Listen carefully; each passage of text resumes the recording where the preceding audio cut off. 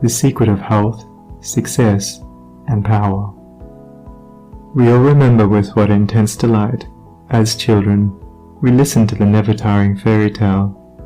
How eagerly we followed the fluctuating fortunes of the good boy or girl, ever protected in the hour of crisis from the evil machinations of the scheming witch, the cruel giant, or the wicked king. And our little hearts never faltered for the fate of the hero or heroine, nor do we doubt their ultimate triumph over all their enemies, for we knew that the fairies were infallible, and that they would never desert those who had consecrated themselves to the good and the true. And what unspeakable joy pulsated within us when the fairy queen, bringing all her magic to bear at the critical moment, scattered all the darkness and trouble, and granted them the complete satisfaction of all their hopes, and they were happily ever after. With the accumulating years and an ever-increasing intimacy with the so-called realities of life, our beautiful fairy world became obliterated, and its wonderful inhabitants were relegated, in the archives of memory, to the shadowy and unreal. And we thought we were wise and strong in thus leaving forever the land of childish dreams. But as we re-become little children in the wondrous world of wisdom, we shall return again to the inspiring dreams of childhood, and find that they are, after all, realities.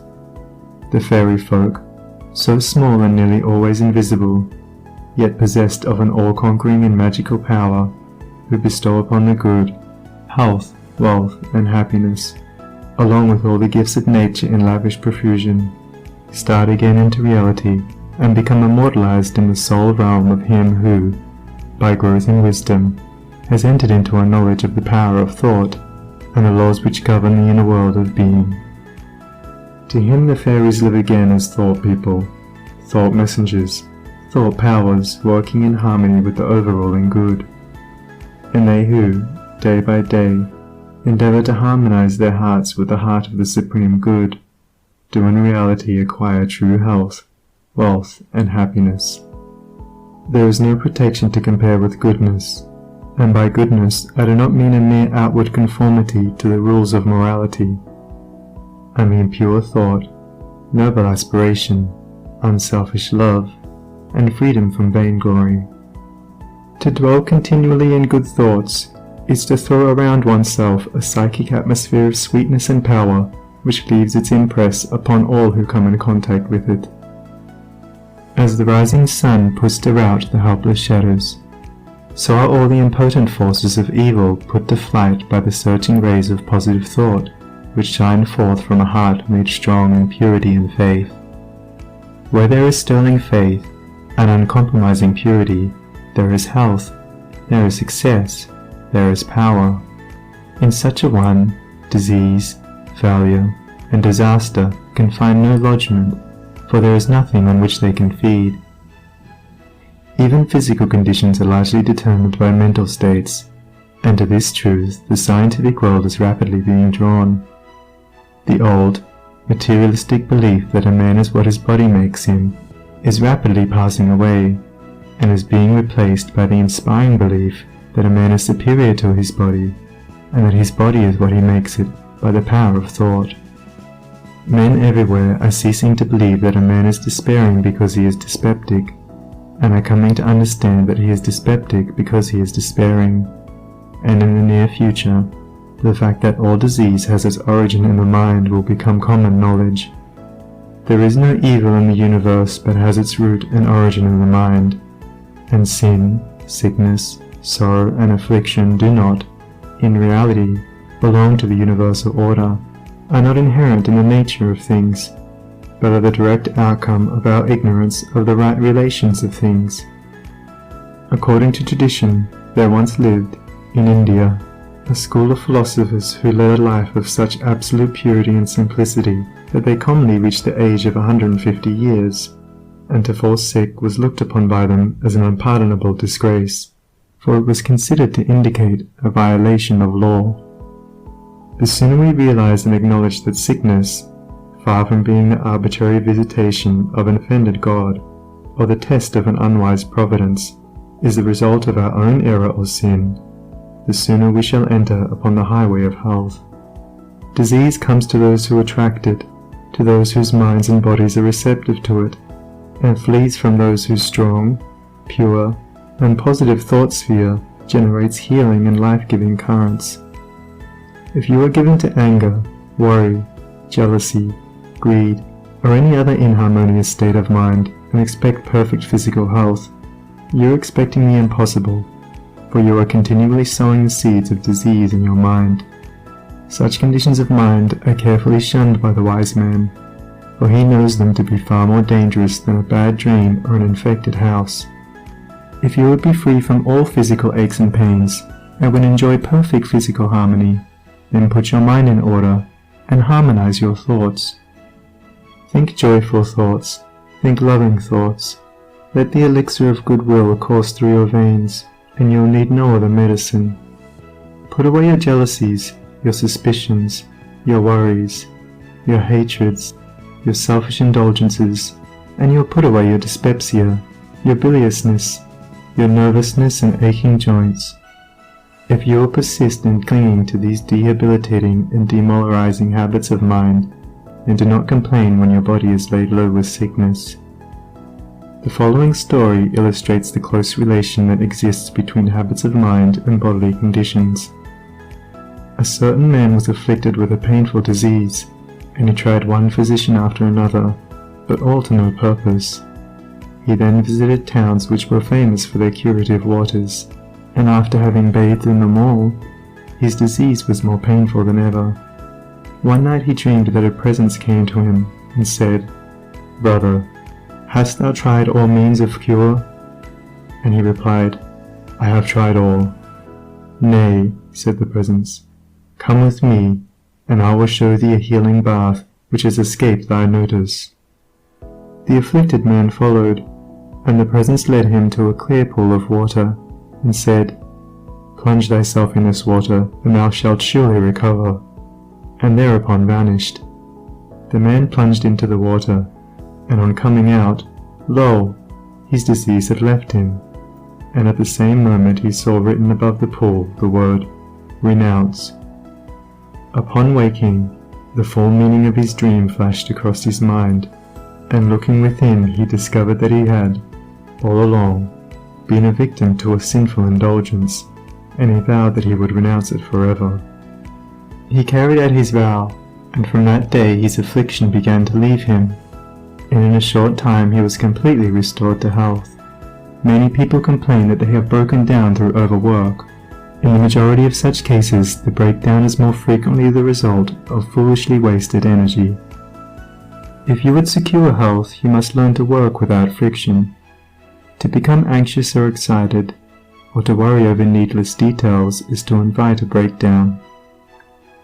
Work, whether of brain or body, is beneficial and health-giving, and the man who can work with a steady and calm persistency, freed from all anxiety and worry, and with his mind utterly oblivious to all but the work he has in hand, will not only accomplish far more than the man who is always hurried and anxious, but he will retain his health, a boon which the other quickly forfeits.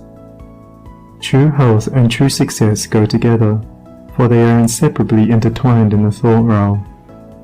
As mental harmony produces bodily health, so it also leads to a harmonious sequence in the actual working out of one's plans. Order your thoughts and you will order your life. Pour the oil of tranquility upon the turbulent waters of the passions and prejudices, and the tempests of misfortune, howsoever they may threaten, will be powerless to wreck the bark of your soul as it threads its way across the ocean of life. And if that bark be piloted by a cheerful and never-failing faith, its course will be doubly sure, and many perils will pass it by which would otherwise attack it. By the power of faith, every enduring work is accomplished. Faith in the Supreme, faith in the overruling law, faith in your work, and in your power to accomplish that work. Here is the rock upon which you must build if you would achieve, if you would stand and not fall. To follow, under all circumstances, the highest promptings within you, to be always true to the divine self, to rely upon the inward light, the inward voice, and to pursue your purpose with a fearless and restful heart, believing that the future will yield unto you the meed of every thought and effort, knowing that the laws of the universe can never fail, and that your own will come back to you with mathematical exactitude. This is faith, and the living of faith. By the power of such a faith, the dark waters of uncertainty are divided, every mountain of difficulty crumbles away, and the believing soul passes on unharmed. Strive, O reader, to acquire, above everything, the priceless possession of this dauntless faith, for it is the talisman of happiness, of success, of peace, of power, of all that makes life great and superior to suffering.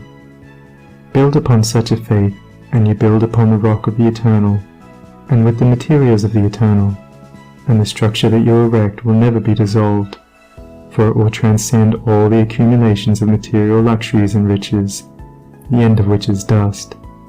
Whether you are hurled into the depths of sorrow, or lifted upon the heights of joy, ever retain your hold upon this faith, ever return to it as your rock of refuge, and keep your feet firmly planted upon its immortal and immovable base. Centered in such a faith, you will become possessed of such a spiritual strength as will shatter, like so many toys of glass, all the forces of evil that are hurled against you, and you will achieve a success such as the mere striver after worldly gain can never know or even dream of. If ye have faith, and doubt not, ye shall not only do this, but if ye shall say unto this mountain, Be thou removed, and be thou cast into the sea, it shall be done. There are those today, men and women tabernacled in flesh and blood, who have realized this faith, who live in it and by it day by day, and who, having put it to the utmost test, have entered into the possession of its glory and peace. Such have sent out the word of command, and the mountains of sorrow and disappointment, of mental weariness and physical pain have passed from them, and have been cast into the sea of oblivion. If you will become possessed of this faith, you will not need to trouble about your success or failure, and success will come. You will not need to become anxious about results, but will work joyfully and peacefully, knowing that right thoughts and right efforts will inevitably bring about right results. I know a lady who has entered into many blissful satisfactions, and recently a friend remarked to her, "Oh, how fortunate you are! You only have to wish for a thing, and it comes to you." And it did, indeed, appear so on the surface, but in reality all the blessedness that has entered into this woman's life is the direct outcome of the inward state of blessedness which she has, throughout life, been cultivating and training toward perfection. Mere wishing brings nothing but disappointment. It is living that tells. The foolish wish and grumble, the wise work and wait, and this woman had worked without and within, but especially within upon heart and soul, and with the invisible hands of the Spirit she had built up, with the precious stones of faith, hope, joy, devotion and love, a fair temple of light, whose glorifying radiance was ever round about her. It beamed in her eye, it shone through her countenance, it vibrated in her voice, and all who came into her presence felt its captivating spell. And as with her, so with you. Your success, your failure, your influence, your whole life you carry about you, for your dominant trends of thought are the determining factors in your destiny. Send forth loving, stainless, and happy thoughts, and blessings will fall into your hands, and your table will be spread with the cloth of peace. Send forth hateful, impure, and unhappy thoughts, and curses will rain down upon you, and fear and unrest will wait upon your pillow. You are the unconditional maker of your fate, be that fate what it may. Every moment you are sending forth from you the influences which make or mar your life. Let your heart grow large and loving and unselfish, and great and lasting will be your influence and success, even though you make little money. Confine it within the narrow limits of self-interest, and even though you become a millionaire, your influence and success at the final reckoning will be found to be utterly insignificant. Cultivate, then, this pure and unselfish spirit, and combined with purity and faith, singleness of purpose, and you are evolving from within the elements, not only of abounding health and enduring success, but of greatness and power. If your present position is distasteful to you, and your heart is not in your work, nevertheless perform your duties with scrupulous diligence, and whilst resting your mind in the idea that the better position and greater opportunities are waiting for you, ever keep an active mental outlook for budding possibilities, so that when the critical moment arrives and the new channel presents itself, you will step into it with your mind fully prepared for the undertaking, and with that intelligence and foresight which is born of mental discipline. Whatever your task may be, concentrate your whole mind upon it. Throw into it all the energy of which you are capable. The faultless completion of small tasks leads inevitably to larger tasks. See to it that you rise by steadily climbing, and you will never fall. And herein lies the secret of true power. Learn, by constant practice, how to husband your resources, and to concentrate them, at any moment, upon a given point. The foolish waste all their mental and spiritual energy in frivolity, foolish chatter, or selfish argument, not to mention wasteful physical excesses. If you would acquire overcoming power, you must cultivate poise and passivity. You must be able to stand alone. All power is associated with immovability.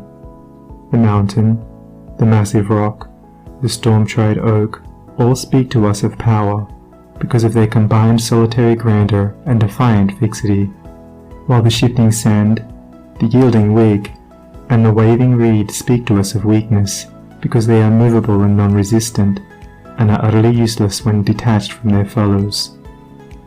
He is the man of power who, when all of his fellows are swayed by some emotion or passion, remains calm and unmoved. He only is fitted to command and control who has succeeded in commanding and controlling himself. The hysterical, the fearful, the thoughtless and frivolous, let such seek company, or they will fall for lack of support. But the calm, the fearless, the thoughtful, and let such seek the solitude of the forest, the desert, and the mountain top, and to their power more power will be added, and they will more and more successfully stem the psychic currents and whirlpools which engulf mankind. Passion is not power, it is the abuse of power, the dispersion of power. Passion is like a furious storm, which beats fiercely and wildly upon the embattled rock, whilst power is like the rock itself, which remains silent and unmoved through it all. That was a manifestation of true power when Martin Luther, wearied with the persuasions of his fearful friends, who were doubtful as to his safety should he go to Worms, replied, "If there were as many devils in Worms as there are tiles on the housetops, I would go." And when Benjamin Disraeli broke down in his first parliamentary speech, and brought upon himself the derision of the House, that was an exhibition of germinal power when he exclaimed, "The day will come when you will consider it an honour to listen to me." When that young man, whom I knew, passing through continual reverses and misfortunes, was mocked by his friends and told to desist from further effort, and he replied, "The time is not far distant when you will marvel at my good fortune and success," he showed that he was possessed of that silent and irresistible power which is taking him over innumerable difficulties, and crowned his life with success. If you have not this power, you may acquire it by practice, and the beginning of power is likewise the beginning of wisdom.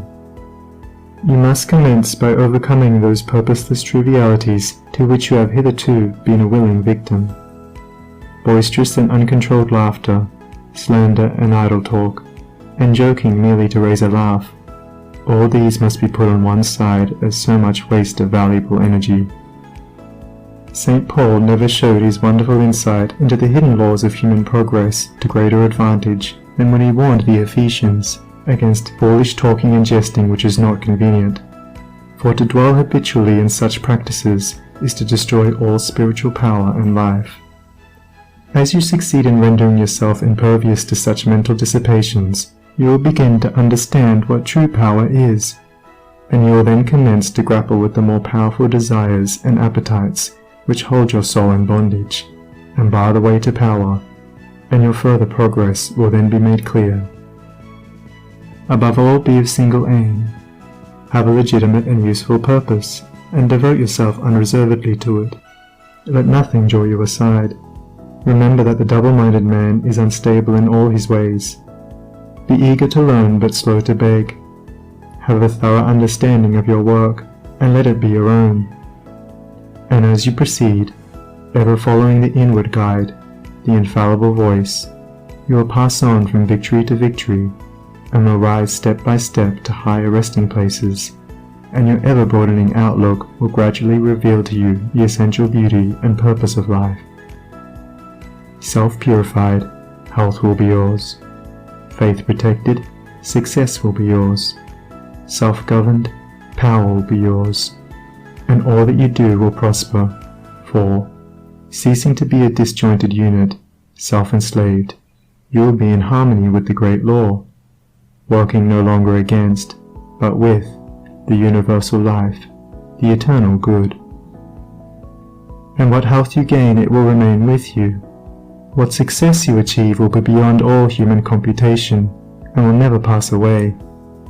And what influence and power you wield will continue to increase throughout the ages, for it will be a part of that unchangeable principle which supports the universe. This, then, is the secret of health, a pure heart and a well-ordered mind. This is the secret of success, an unfaltering faith and a wisely directed purpose, and to rein in, with unfaltering will, the dark steed of desire. This is the secret of power. All ways are waiting my feet to tread, the light and dark, the living and the dead, the broad and narrow way, the high and low, the good and bad, and with quick step or slow. I now may enter any way I will, and find, by walking, which is good, which ill. And all good things my wandering feet await, if I but come, with vow inviolate, unto the narrow, high and holy way of heart-born purity, and therein stay. Walking, secure from him who taunts and scorns, to flowery meads across the path of thorns. And I may stand where health, success, and power await my coming, if, each fleeting hour, I cling to love and patience, and abide with stainlessness, and never step aside from high integrity. So shall I see at last the land of immortality. And I may seek and find, I may achieve, I may not claim, but, losing, may retrieve. The law bends not for me, but I must bend unto the law. If I would reach the end of my afflictions, if I would restore my soul to light and life, and weep no more. Not mine the arrogant and selfish claim to all good things, be mine the lowly aim, to seek and find, to know and comprehend, and wisdom-ward all holy footsteps wend. Nothing is mine to claim or to command, but all is mine to know and understand.